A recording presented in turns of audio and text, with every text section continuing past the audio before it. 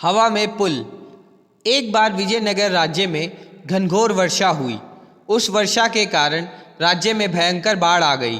कितने ही पुल ढह गए, कितने ही लोगों के मकान बह गए। चारों ओर तबाही तबाही मच गई। सैकड़ों बीघा खेत भी बाढ़ की भेंट चढ़ गए। प्रकृति के इस प्रकोप की खबर राजा के कानों में भी पहुंची। राजा कृष्णदेव राय ने तुरंत मंत्रियों को बुलाकर उन्हें आदेश दिया, मंत्री जी, राज्य में बाढ़ का भयंकर प्रकोप फैला हुआ है। लोग घर से बेघर हो गए हैं।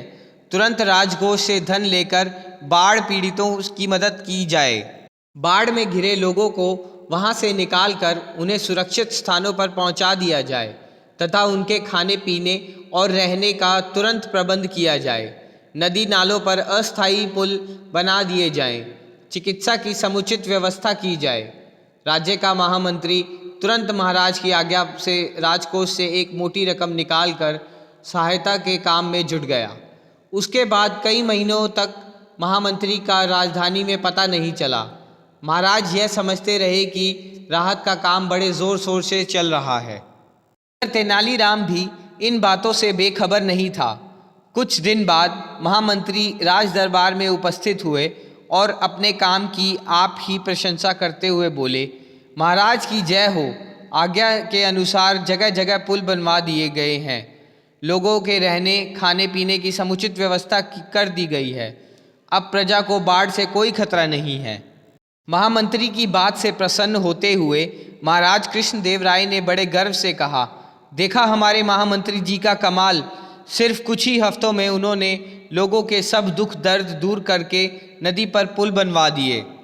ठीक फरमा रहे हैं अन्नदाता, तेनालीराम ने कहा और सलाह दी, क्यों ना आप भी चलकर एक बार अपनी आंखों से देख लें कि कैसे कैसे हवा में पुल बांधे हैं मंत्री जी ने। राजा बहुत खुश थे। वह तेनालीराम की बात का मतलब नहीं समझ सके, इसलिए उन्होंने तुरंत सलाह मान ली। दूसरे दिन राजा कृष्णदेव राय और तेनालीराम घोड़े पर सवार होकर महामंत्री के काम का मुआयना करने के लिए निकल पड़े। रास्ते में राजा का बाग पड़ता था। राजा ने देखा कि उनके बाग के कितने ही पेड़ कटे पड़े हैं। उन कटे पेड़ों को देखकर राजा बौखला उठे और क्रोध में भरकर बोले, यह पेड़ किसने काटे हैं तेनालीराम? शायद तेज हवा से टूट गए हैं महाराज, या फिर बाढ़ इन्हें बहकर ले गई होगी। तेनालीराम ने बात साधते हुए कहा, हमें मूर्ख ना बनाओ तेनालीराम, टूटे और कटे हुए पेड़ों में बहुत अंतर होता है। ज़रूर होता है महाराज, लेकिन इस बात को महामंत्री जी नहीं मानेंगे। खैर आप आगे चलिए। तेनालीराम राजा को आगे की तरफ ले गया। चलते चलते दोनों एक बड़े से नाले के करीब पहुँचे तो वहाँ पुल के नाम पर कटे हुए वृक्षों के तने रखे थे। उसे देखकर राजा ने क्रोध में भरकर पूछा, क्या यही पुल बनवाए हैं मंत्री जी ने? ये तने तो हमारे शाही बाग के लगते हैं। हो सकता है महाराज कि बाढ़ के पानी में बहते बहते ये तने यहाँ आकर खुद ही अटक गए हों। आगे चलिए महाराज, नदी का पुल भी देख लेते हैं। दोनों आगे बढ़े तो सभी जगह वही हाल नजर आया। वे दोनों फिर एक गांव में पहुँचे तो गांव का बहुत सा भाग पानी में डूबा देखकर महाराज कृष्णदेव राय आश्चर्य में पड़ गए। गाँव के कुछ लोग बाढ़ से बचने के लिए पेड़ों पर मचान बनाकर रह रहे थे। तब तेनालीराम ने आश्चर्य भरे स्वर में कहा, देखिए महाराज, मंत्री जी ने इन्हें बाढ़ से बचाने के लिए पेड़ पर टांग दिया है, जहां जंगली जानवरों का कोई भी खतरा नहीं है। इससे अच्छी राहत इन्हें और क्या मिलेगी?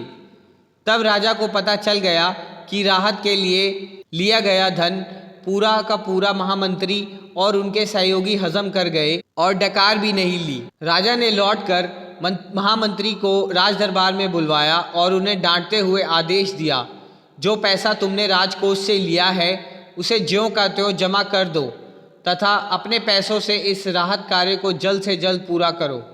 यही तुम्हारे अपराध का दंड है। इस बार तुम्हारे राहत कार्य का मुआयना तेनालीराम करेंगे। राजाज्ञा को सुनकर महामंत्री का मुंह शर्म से झुक गया। वह कुछ बोल नहीं सका और अर्थदंड भुगता सो अलग।